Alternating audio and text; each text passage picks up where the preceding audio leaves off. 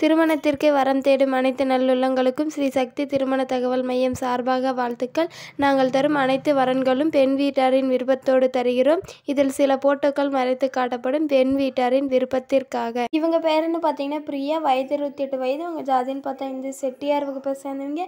இவங்க ராசின்னு பார்த்தீங்கன்னா ரிஷபம். இவங்க கல்வி படிப்புன்னு பார்த்தீங்கன்னா பிஇடி முடிச்சிருக்கிறத சொல்லியிருக்காங்க. இவங்க வேலைன்னு பார்த்தீங்கன்னா கவர்மெண்ட் டீச்சராக தான் இருக்கிறாங்க. இவங்களுக்கு மாத வருமானம்னு பார்த்தீங்கன்னா ஒரு 50,000 வருமானம் வரதாகவும் சொல்லியிருக்காங்க. இவங்க நல்ல வேலையில் தான் இருக்காங்க. வரக்கூடிய மணமகன் படிக்காதவராக தான் வேணும் அப்படின்னு சொல்லியிருக்காங்க. அவர் ஏழையாக இருந்தாலும் பரவாயில்ல அப்படின்னு சொல்லியிருக்காங்க. இவங்க வசதின்னு பார்த்திங்கன்னா சொந்தமாக வீடு இருக்குது. நிலம் ஒரு 45 ஏக்கரா நிலம் இருக்கிறதா சொல்லியிருக்காங்க. இவங்க நிலைன்னு பார்த்திங்கன்னா முதல் திருமணம் தாங்க. இவங்க சொந்த ஊர்னு பார்த்திங்கன்னா திருச்சியில் தான் இருக்கிறத சொல்லியிருக்காங்க. இவங்க நல்ல பொண்ணுன்னு சொல்லியிருக்காங்க. நல்ல வேலையில் இருக்காங்க. இவங்களுக்கு நல்ல சம்பளம் வருது. வரக்கூடிய மணமகன் எப்படி இருந்தாலும் எனக்கு சம்மதம் அப்படின்னு சொல்லியிருக்காங்க. இவங்க கலராக இருப்புன்னு சொல்லியிருக்காங்க. அந்த நேரத்துக்கு ஏற்ற மாதிரி மணமகன் வேணும்னு சொல்லியிருக்காங்க. இவங்க அப்பா அம்மா என்ன சொல்கிறாங்கன்னா, என் பொண்ணுக்கு நான் ஒரு 45 சவரன் நகை போடுறேன், ஒரு வண்டி வாங்கி தரேன், கார் வாங்கி தரேன்னு சொல்லியிருக்காங்க. இவங்க சொந்த ஊர்னு பார்த்திங்கன்னா திருச்சியில் இருக்கிறத சொல்லியிருக்காங்க. இந்த சேனலுக்கு புதியவராக இருந்தால் சப்ஸ்கிரைப் பண்ணிக்கோங்க. கூடவே ஒரு லைக்கும் போட்டுக்கோங்க. பக்கத்தில் இருக்கிற பெல் பட்டனையும் தட்டி விட்டுக்கோங்க. அந்த சேனலுக்கு புதியவராக இருந்தால் சப்ஸ்கிரைப் பண்ணி வச்சுக்கோங்க.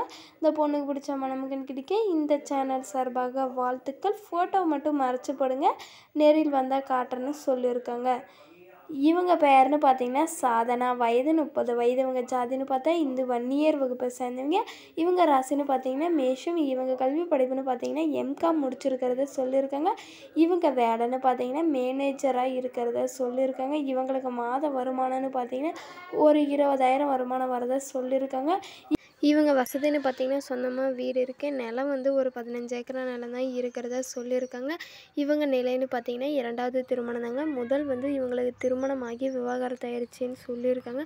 இவங்க பிரிஞ்சு வந்துட்டாங்க, அவங்க கூட விருப்பம் இல்லாதனால இவங்க விவாகரத்தை வாங்கிட்டு வந்துட்டேன்னு சொல்லியிருக்காங்க. இவங்க சொந்த ஊர்னு பார்த்திங்கன்னா மதுரையில் தான் இருக்கிறதா சொல்லியிருக்காங்க. இந்த சேனலுக்கு புதியவராக இருந்து சப்ஸ்கிரைப் பண்ணிக்கோங்க. கூடவே ஒரு லைக்கும் போட்டுக்கோங்க. இந்த பொண்ணுக்கு பிடிச்ச மணமகன் கிடைக்க இந்த சேனல் சார்பாக வாழ்த்துக்கள். ஃபோட்டோவை மட்டும் மறைச்சி போடுங்க, நேரில் வந்தால் காட்டுறேன்னு சொல்லியிருக்காங்க.